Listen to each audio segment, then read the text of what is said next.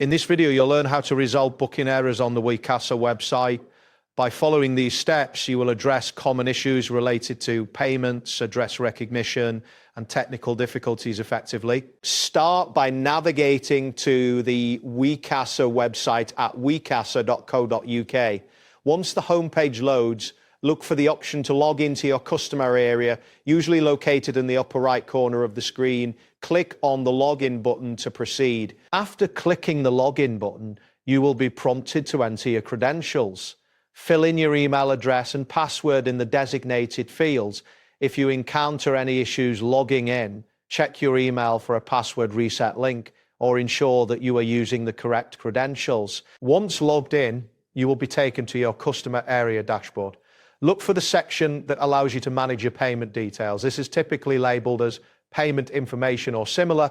Click on this section to begin updating your payment method. Next, find the option to add a new bank card.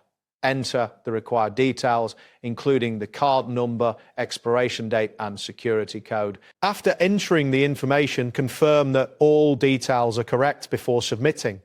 The payment will automatically retry once your card details are updated, allowing you to complete your booking. If you are facing an issue where your address is not recognized, try entering a nearby address instead. When doing this, make sure to also include your actual address in the comments box. Provide any necessary entrance codes and floor details to ensure your service provider can locate you without issues. In cases of technical difficulties, it is important to report the issue to Wecasa. Look for the support or contact section on the website. When reporting the issue, include as much detail as possible. Describe the problem clearly, mention the specific stage where the error occurred, and attach any relevant screenshots to assist the support team. After submitting your report, keep an eye on your email for any responses from Wecasa support team. They may provide further instructions or confirm that your issue is being addressed. Make sure to check your spam or junk folder in case their response is filtered there. That wraps up today's guide.